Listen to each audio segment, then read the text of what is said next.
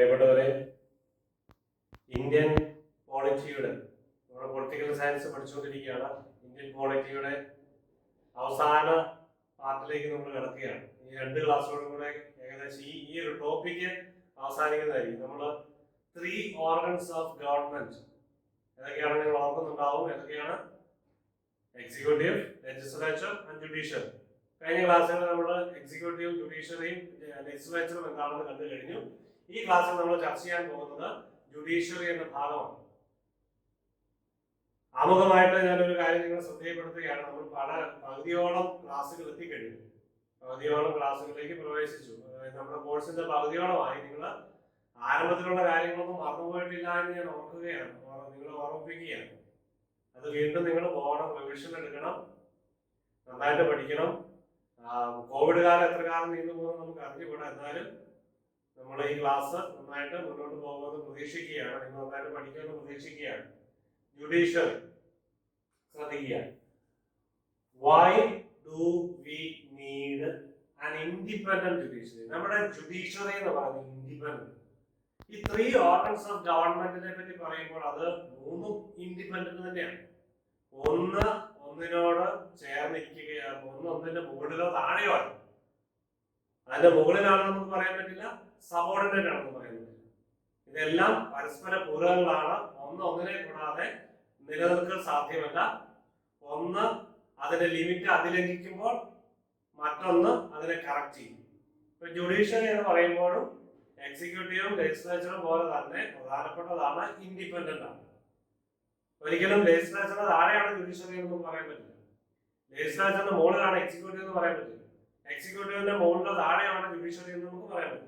പക്ഷെ ഇതെല്ലാം പരസ്പര പൂരകങ്ങളാണ്, കോംപ്ലിമെന്ററി ആണ്. ആ കാര്യം എല്ലാ ക്ലാസ്സിലും ഞാൻ ഓർമ്മിപ്പിക്കുന്നതാണ്. ഒരിക്കൽ കൂടി ഓർമ്മിപ്പിക്കുന്നു. Independent judiciary. എന്തിനാണ് നമുക്ക് independent judiciary? In A society എന്താ ജുഡീഷ്യറി എന്തിനു വേണ്ടിയാണ് നമുക്ക്?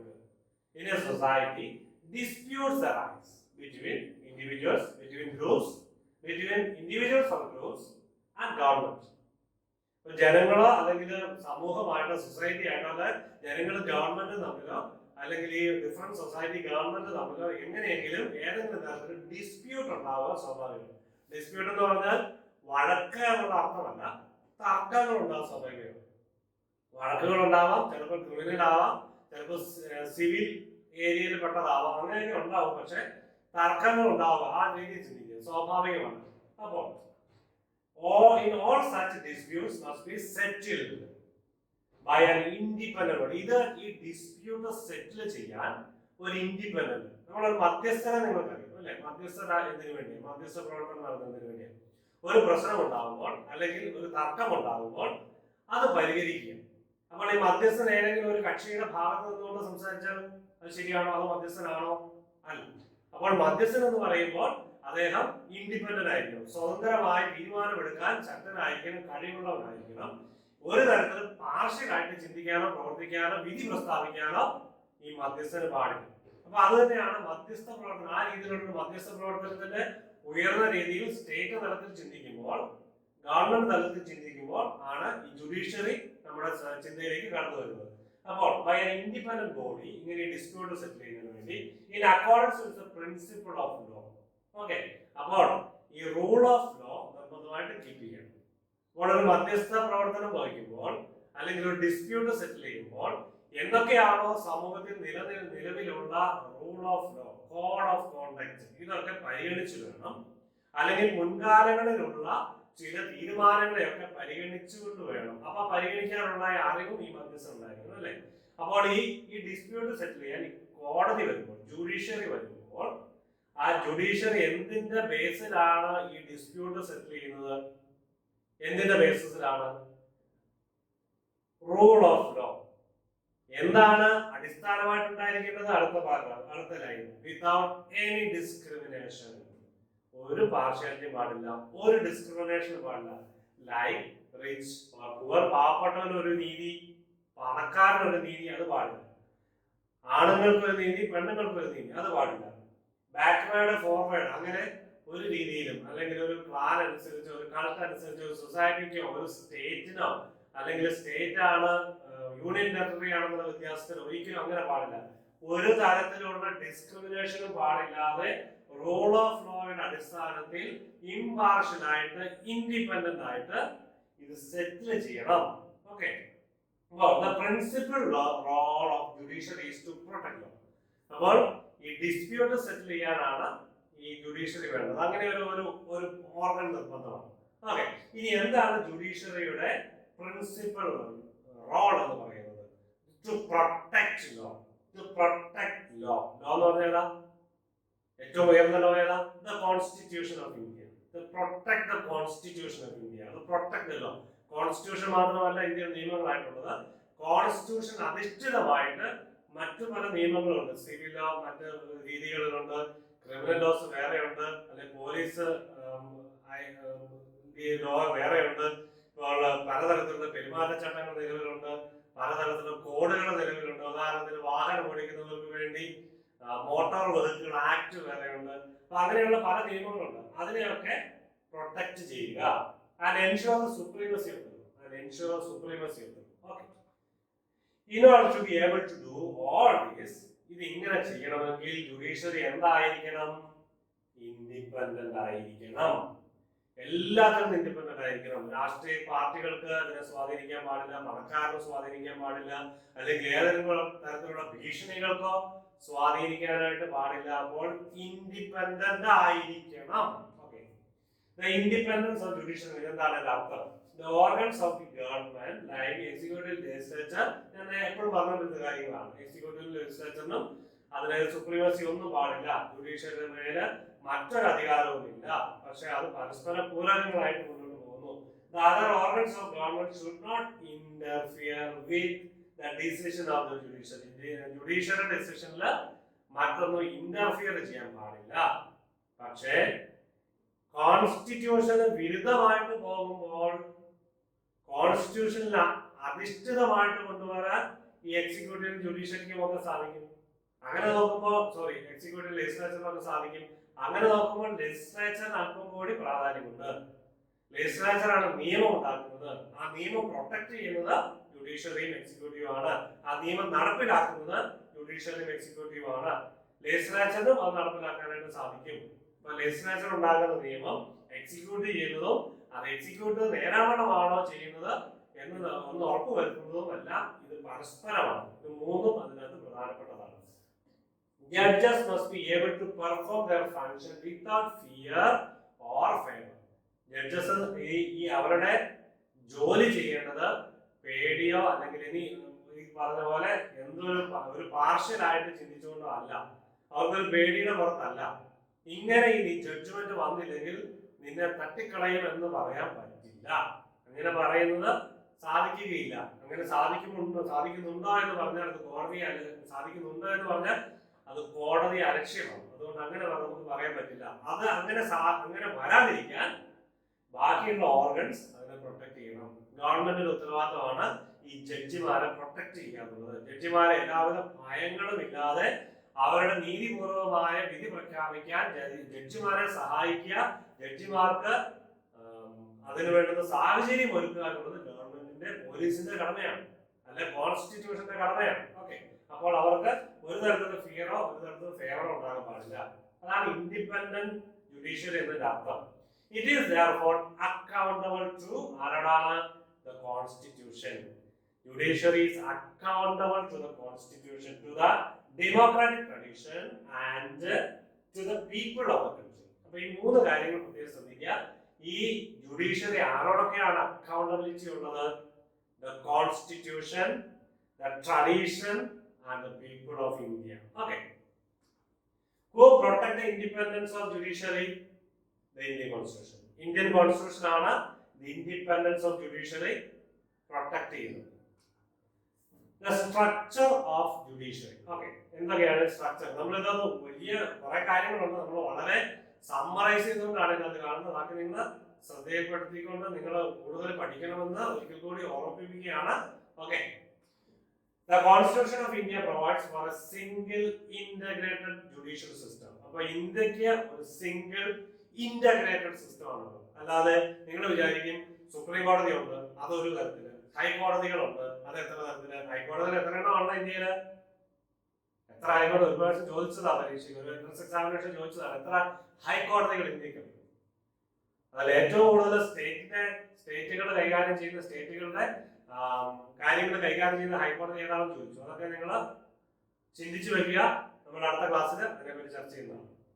The Constitution of India provides a single integrated, അത് ഞാൻ പറഞ്ഞു വന്നതാണ്, സുപ്രീം കോടതി അല്ലെങ്കിൽ ഹൈക്കോടതികളുണ്ട്, അതിന് താഴെ ഡിസ്ട്രിക്ട് കോർട്ടുകളുണ്ട്, പിന്നെ അതിന്റെ താഴെ മറ്റു കോർട്ടുകളുണ്ട്, സിവിൽ കോർട്ടുകളുണ്ട്, അല്ലെങ്കിൽ സെഷൻസ് കോർട്ടുകളുണ്ട്. ഇതൊക്കെ പലതരത്തിലുള്ള വ്യത്യസ്തങ്ങളായ കോർട്ട് സിസ്റ്റത്തിൽ പെട്ടതല്ലേ എന്ന് നിങ്ങളൊക്കെ ചിന്തിക്കുക. പക്ഷെ അല്ല, ഇതൊക്കെ ഒരു ഒറ്റ സ്ട്രക്ചറാണ്, ഒരു പിരമിഡിക്കൽ സ്ട്രക്ചറാണ്. എന്താണ് പിരമിഡിക്കൽ?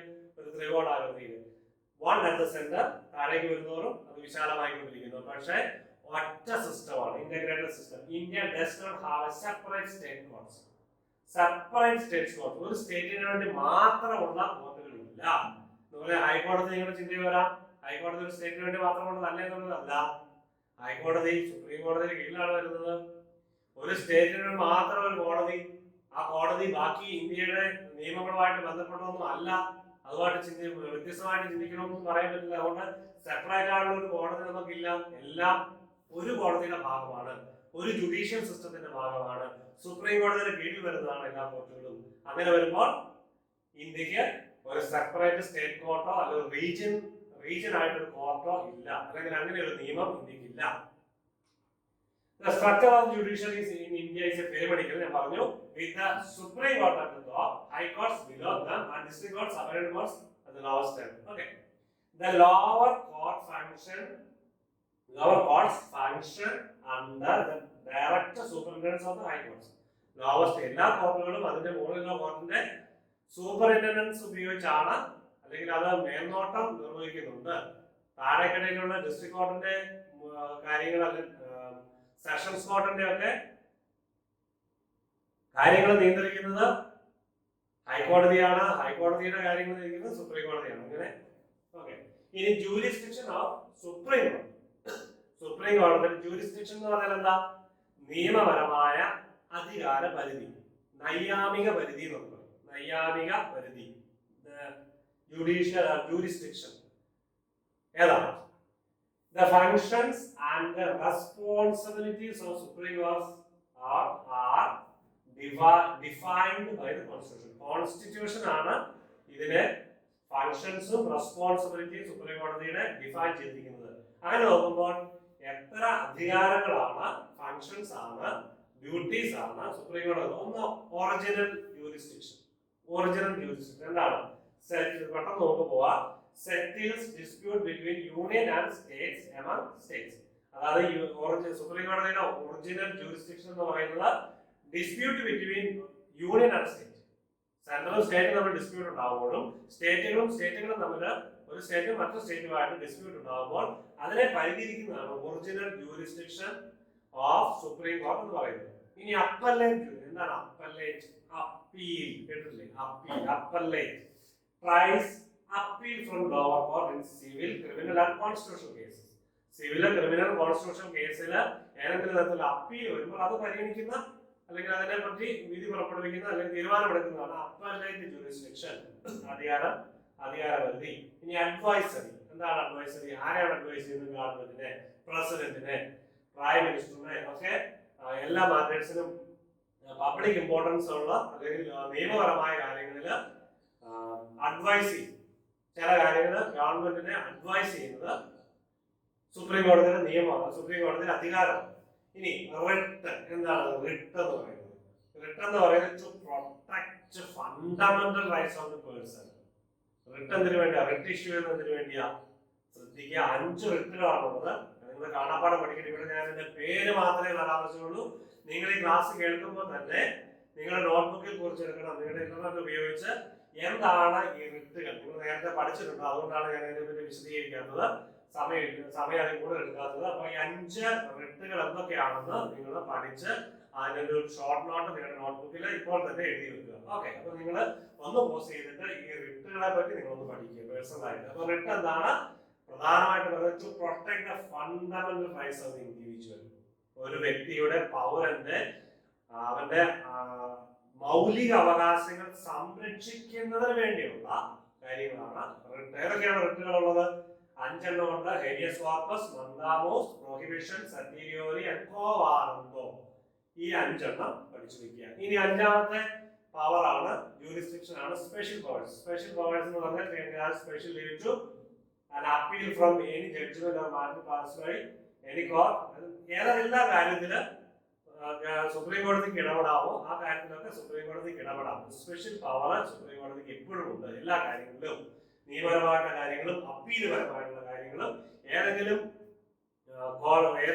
ലെജിസ്ലേച്ചർ, അതായത് സ്റ്റേറ്റ് ലെജിസ്ലേച്ചറോ സെൻട്രൽ ലെജിസ്ലേച്ചറോ ആവാം, അത് നിയമങ്ങൾ പാസ് ചെയ്യുമ്പോൾ അല്ലെങ്കിൽ രജിസ്ട്രേഷൻ ഉണ്ടാക്കുമ്പോൾ അതുമായിട്ട് ബന്ധപ്പെട്ടോ എപ്പോൾ വേണമെങ്കിലും ആവശ്യ കാര്യങ്ങളിൽ സുപ്രീം കോടതിക്ക് സ്പെഷ്യൽ പവർ ഉണ്ട്, അങ്ങനെ ഇടപെടാം. ഇനി judiciary and rights. Supreme court as the protector of fundamental rights of the citizen on one hand and interpreter of constitution on the other. Supreme കോടതിയുടെ പ്രധാനപ്പെട്ട ചുമതലയാണ് protect the fundamental rights of the citizen and interpret the constitution. Constitution കാലാനുസൃതമായിട്ട് നിർവചിക്കുക. കോർട്ടിന്റെ പ്രധാനപ്പെട്ട ജോലിയിൽ ഒന്നാണ്, ഏത് കോർട്ടിന്റെ ആണെങ്കിലും പ്രധാനപ്പെട്ട ജോലിയാണ് നിയമങ്ങൾ വ്യാഖ്യാനിക്കുക എന്നുള്ളത്. ഒരു സംഭവം ഉണ്ടാകുമ്പോൾ, ഒരു കേസ് ഉണ്ടാകുമ്പോൾ, ഒരു ഡിസ്പ്യൂട്ട് ഉണ്ടാകുമ്പോൾ ഇന്ന നിയമമാണ് അതിന് ബാധകമായത്, ആ നിയമം അനുസരിച്ച് ഈ കാര്യങ്ങളെ വ്യക്തമായിട്ട് വിധി പ്രസ്താവിക്കാൻ വേണ്ടി കോടതി ഉപയോഗിക്കുന്ന കോടതിയുടെ അധികാരമാണ് ഇത്. ഇന്റർപ്രിട്ടേഷൻ, ലോ ഇന്റർപ്രിറ്റ് ചെയ്യുക, കോൺസ്റ്റിറ്റ്യൂഷൻ ഇന്റർപ്രിറ്റ് ചെയ്യുക, ജനങ്ങളുടെ ഫണ്ടമെന്റൽ അവകാശങ്ങൾ സംരക്ഷിക്കുക. The Constitution provides 2 ways in which the judiciary, the Supreme Court, can remedy the violation of rights. 2 കാര്യങ്ങളിൽ violation of rights അതിനൊരു റെമഡി ചെയ്യാൻ പറ്റും. ഏതൊക്കെ കാര്യങ്ങളാണ്? First, it can restore fundamental rights. ഇതിലൊരു വയലേഷൻ ഉണ്ടായി കഴിഞ്ഞാൽ, ഫണ്ടമെന്റൽ റൈറ്റിൽ വയലേഷൻ ഉണ്ടായി കഴിഞ്ഞാൽ അത് റീസ്റ്റോർ ചെയ്യാം. First, it can be restore fundamental rights by issuing a writ of habeas corpus mandamus. അപ്പോൾ ബാക്കി ഉള്ള 5 റിട്ടുകൾ ഉപയോഗിച്ച് ഈ ഫണ്ടമെന്റൽ റൈറ്റ്സ് റീസ്റ്റോർ ചെയ്യാൻ പറ്റും, നഷ്ടപ്പെട്ട റീസ്റ്റോർ ചെയ്യാൻ പറ്റും. Okay, the high court also have, supreme കോടതിക്ക് മാത്രമല്ല റിട്ട് ഇഷ്യൂ ചെയ്യാൻ പറ്റുന്നത് ഹൈക്കോടതിക്കും ഇഷ്യൂ ചെയ്യാൻ പറ്റും. ആർട്ടിക്കിൾ നോക്കുക, ആർട്ടിക്കിൾ 32 അനുസരിച്ച് സുപ്രീം കോടതിക്കും ആർട്ടിക്കിൾ 226 അനുസരിച്ച് ഹൈക്കോടതിക്കും ഈ പവർ ടു ഇഷ്യൂ റിട്സ് ഉണ്ട്. ഓക്കെ, ഇനി സെക്കൻഡ്ലി അതാണ് ഒന്നാമത്, to restore the fundamental rights by issuing writ. Okay, then secondly the supreme court can declare the concern law. എന്താണ്? പൗരന്റെ ഫണ്ടമെന്റൽ റൈറ്റ്സിനെ കർട്ടൈൽ ചെയ്ത് അല്ലെങ്കിൽ ഫണ്ടമെന്റൽ റൈറ്റ്സിനെ ഡിനൈ ചെയ്തിട്ടുള്ള ഏതെങ്കിലും നിയമങ്ങൾ അൺകോൺസ്റ്റിറ്റ്യൂഷണൽ ആണെന്ന്, കോൺസ്റ്റിറ്റ്യൂഷൻ അനുസരിച്ചല്ല എന്ന്, അതുകൊണ്ട് അത് നോൺ ഓപ്പറേഷണൽ ആയിട്ടും വിധി പ്രഖ്യാപിക്കാം. അതായത് ഫണ്ടമെന്റൽ റൈറ്റ് ഒരു സിറ്റിസന്റെ ഹനിക്കപ്പെട്ടാൽ 2 തരത്തില് സുപ്രീം കോടതിക്ക് ഇടപെടാം. ഒന്ന്, റിട്ട് പബ്ലിഷ് ചെയ്തുകൊണ്ട്, റിട്ട് ഇഷ്യൂ ചെയ്തുകൊണ്ട് ആ ഫണ്ടമെന്റൽ റൈറ്റ് റീസ്റ്റോർ ചെയ്യാം. രണ്ടാമത്തേത് അത് അൺകോൺസ്റ്റിറ്റ്യൂഷൻ ആണെന്ന് പറയാം. അങ്ങനെ ഒരു സാഹചര്യം ഉണ്ടായാൽ മാത്രം. ഓക്കെ, എല്ലാ കാര്യത്തിലൊന്നുമില്ല, ഫണ്ടമെന്റൽ റൈറ്റ് ഡിനൈ ചെയ്യുന്ന സാഹചര്യങ്ങൾ മാത്രം. ഇതിനെയാണ് ആർട്ടിക്കിൾ 13, ഇതിനെയാണ് ജുഡീഷ്യൽ റിവ്യൂ എന്ന് പറയുന്നത്. എന്താണ് ജുഡീഷ്യൽ റിവ്യൂ? ജുഡീഷ്യൽ റിവ്യൂ പെട്ടെന്ന് കേൾക്കുക. Judicial review means the most important power of the supreme court or high court. എന്താണ്? ഏറ്റവും പ്രധാനപ്പെട്ട പവറാണ് സുപ്രീം കോടതിയുടെ ഹൈക്കോടതിയോ to examine the constitutionality of any law. അതാണ് ജുഡീഷ്യൽ റിവ്യൂ എന്ന് പറയുന്നത്. To examine the constitutionality of any law. ഏതെങ്കിലും ലോ ഉണ്ടാക്കിയത് ഒരു സ്റ്റേറ്റ് ലെജിസ്ലേഷൻ നടത്തിയാൽ, ഒരു സെൻട്രൽ ലെജിസ്ലേഷൻ നടത്തിയാൽ അതിന്റെ കോൺസ്റ്റിറ്റ്യൂഷണാലിറ്റി പരിശോധിക്കുക. അത് ഭരണഘടനാനുസൃതമാണോ എന്ന് പരിശോധിക്കുക. ഈ court arrives at the conclusion that the law is inconsistent with the provisions of the constitution. അങ്ങനെ കോൺസ്റ്റിറ്റ്യൂഷണാലിറ്റി പരിശോധിച്ച് അത് കോൺസ്റ്റിറ്റ്യൂഷൻ അനുസരിച്ചല്ല എന്ന് കണ്ടെത്തിയാൽ such a law is declared as unconstitutional and inapplicable. അങ്ങനെ കണ്ടെത്തിയാൽ ആ ലോ അൺകോൺസ്റ്റിറ്റ്യൂഷണൽ ആണെന്ന്, അത് ഭരണഘടനാനുസൃതമല്ല എന്നും അത് അത് നിലനിൽക്കുന്നതല്ല എന്നും കോടതിക്ക് ഡിക്ലെയർ ചെയ്യാം. അതിനെയാണ് ജുഡീഷ്യൽ റിവ്യൂ എന്ന് പറയുന്നത്. The term judicial review is nowhere mentioned in the Constitution. The term judicial review കോൺസ്റ്റിറ്റ്യൂഷനിൽ മെൻഷൻ ചെയ്തിട്ടില്ല അങ്ങനെയുള്ള പവർ. പക്ഷേ however, the fact that India has written the Constitution, ഇന്ത്യക്ക് written Constitution ഉണ്ട്.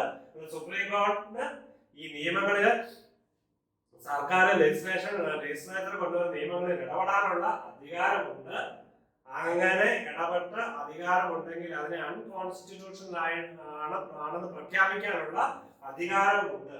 അങ്ങനെയുള്ള അധികാരമുള്ളപ്പോൾ തന്നെ ഈ ജുഡീഷ്യൽ റിവ്യൂ, അത് തന്നെയാണ് ജുഡീഷ്യൽ റിവ്യൂ എന്ന് പറയുന്നത്. ഈ വേർഡ് പരാമർശിച്ചില്ല, അല്ലെങ്കിൽ ഇങ്ങനെയാണ് ജുഡീഷ്യൽ റിവ്യൂ നടത്തേണ്ടതെന്ന് കോൺസ്റ്റിറ്റ്യൂഷൻ ഇല്ല. പക്ഷെ അത് അങ്ങനെയുള്ള അധികാരം ജുഡീഷ്യറിക്കുണ്ട്. അതിനെയാണ് അത് ഈ ഇന്ത്യൻ കോൺസ്റ്റിറ്റ്യൂഷനില് ഉൾച്ചേർന്നിട്ട് അതിൽ ആത്മാവായിട്ട് നിലനിൽക്കുന്നുണ്ട്. ആ ജുഡീഷ്യൽ റിവ്യൂ എന്നുള്ള പവർ സുപ്രീം കോടതിക്ക് അല്ലെങ്കിൽ കോർട്ടിനുണ്ട്, ജുഡീഷ്യറിക്കുണ്ട്. The review power of the Supreme Court includes the power to review legislation. നമ്മൾ നേരത്തെ കണ്ടു, on the ground that they violate fundamental rights or the ground that they violate the federal distribution of power. Fundamental right ഈ judicial review ഉപയോഗിക്കുന്ന fundamental right violate ചെയ്യപ്പെടുന്നുണ്ടെങ്കിലോ അല്ലെങ്കിൽ federal distribution of powers എന്തെങ്കിലും വ്യത്യാസമുണ്ട്. Federal distribution എന്ന് പറയുന്നത് centre state relations. Centre ഒന്ന്, സ്റ്റേറ്റുകൾ പലത്, വീണ്ടും അത് ഡിസ്ട്രിബ്യൂട്ട് ചെയ്ത് പവർ വികേന്ദ്രീകരിക്കുക, ഡീസെൻട്രലൈസേഷൻ ഓഫ് പവറിന്റെ ഭാഗമാണ്. അതാണ് ഒരു തരത്തിൽ നമുക്ക് ചിന്തിക്കാൻ വേണ്ടി ഫെഡറൽ സ്ട്രക്ചർ എന്ന് പറയുന്നത്. Centre, president, government, prime minister, ministers, താഴെ സ്റ്റേറ്റുകള്, സ്റ്റേറ്റിന്റെ ഭരണ സംവിധാനങ്ങള്, ഗവർണർ, ചീഫ് മിനിസ്റ്റർ, അതിന്റെ ലെജിസ്ലേച്ചർ, അങ്ങനെയുള്ള കാര്യങ്ങളൊക്കെ. അപ്പൊ ആ കാര്യത്തിൽ സ്റ്റേറ്റ് ലെജിസ്ലേച്ചർ ആയിട്ട് ബന്ധപ്പെട്ട് ഫെഡറൽ സംവിധാനത്തിൽ ഏതെങ്കിലും കുഴപ്പമുണ്ടെങ്കിൽ ഈ പവർ, റിവ്യൂ പവർ സുപ്രീം കോടതിക്ക് ഉപയോഗിക്കാം. Suppose central government makes law, ഒരു സെൻട്രൽ ഗവൺമെന്റ് ഒരു നിയമം ഉണ്ടാക്കുകയാണ്. ആ നിയമം ഉണ്ടാക്കി കഴിയുമ്പോൾ ചില സ്റ്റേറ്റുകൾക്ക് തോന്നുകയാണ് ഇത് തങ്ങൾക്കെതിരാണ്, ഇത് അൺകോൺസ്റ്റിറ്റ്യൂഷണൽ ആണ്. അപ്പൊ സ്റ്റേറ്റുകൾക്ക് ചില സ്റ്റേറ്റുകൾക്ക് അനുകൂലമായിട്ടും ചില സ്റ്റേറ്റുകൾക്ക് എതിരായിട്ടും ഒരു നിയമം സെൻട്രൽ ഗവൺമെന്റ് ഉണ്ടാക്കുകയാണെങ്കിൽ അങ്ങനെയുള്ള സാഹചര്യത്തിൽ state can go to supreme court and if court agrees with them they would declare the law is unconstitutional. ഒരു സ്റ്റേറ്റിന് വിരുദ്ധമായിട്ട് തോന്നുകയാണെങ്കിൽ ആ സ്റ്റേറ്റിന് സുപ്രീം കോടതിയെ സമീപിക്കാം നിയമം ഉണ്ടാക്കിയാൽ. Okay, right. Then in this sense the review power extends to the laws passed by the state legislature also.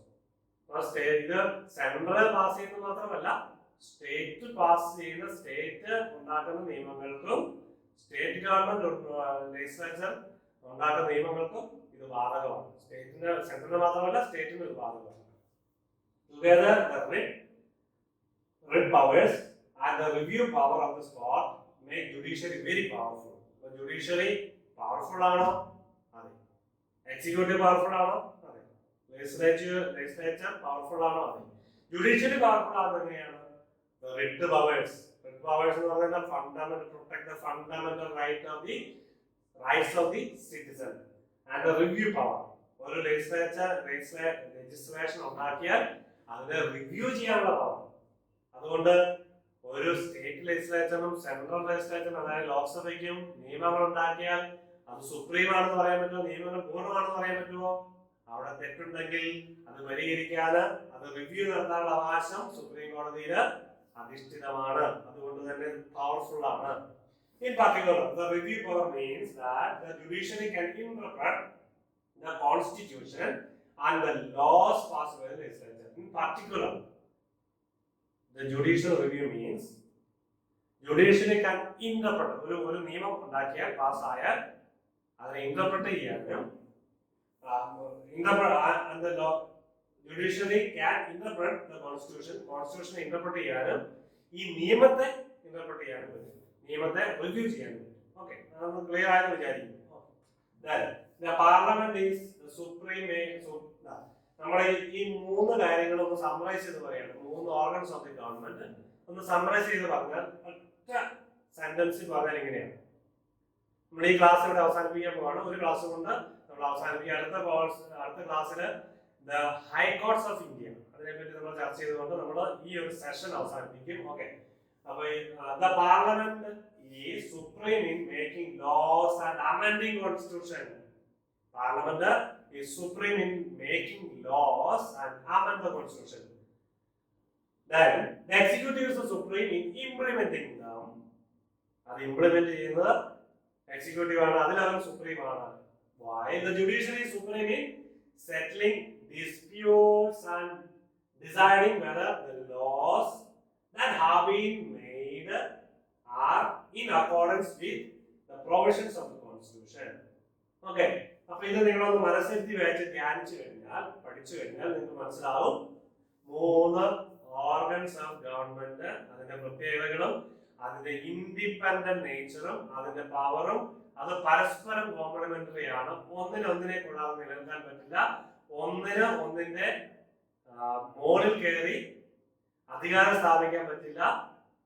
ഒന്ന് ഏതെങ്കിലും തരത്തിൽ ലിമിറ്റ് ക്രോസ് ചെയ്താൽ ജനങ്ങളുടെ ഫണ്ടമെന്റൽ റൈറ്റ്സിനോ അല്ലെങ്കിൽ രാജ്യത്തിന്റെ സുരക്ഷയ്ക്കോ ഫെഡറൽ സ്ട്രക്ചറിനോ ഏതെങ്കിലും തരത്തിലുള്ള ഹാനികരമായിട്ട് അല്ലെങ്കിൽ കുഴപ്പമായിട്ട് എന്തെങ്കിലും ഉണ്ടായാലോ പരസ്പരം അത് നിയന്ത്രിക്കാനും പറ്റുമെന്ന് ഇത് വായിച്ചു കഴിയുമ്പോൾ നിങ്ങൾക്ക് മനസ്സിലാവും. ഓക്കെ, അപ്പൊ നമ്മൾ ഈ ക്ലാസ് അവസാനിപ്പിക്കുന്നു. ശ്രദ്ധിക്കുക, നമ്മൾ പറഞ്ഞു വരുന്ന 3 ഓർഗൻസ് ഓഫ് ഗവൺമെന്റ് വളരെ ക്ലിയർ ആയിട്ട് പഠിക്കുക. നിങ്ങൾക്ക് അറിയാവുന്ന കാര്യങ്ങളാണെന്ന് വിചാരിച്ചുകൊണ്ട് നോട്ട് എഴുതിയെടുക്കാതിരിക്കരുത്. നിങ്ങൾക്ക് എല്ലാവർക്കും എല്ലാ വിജയങ്ങളും ആശംസിക്കുന്നു. നന്ദി.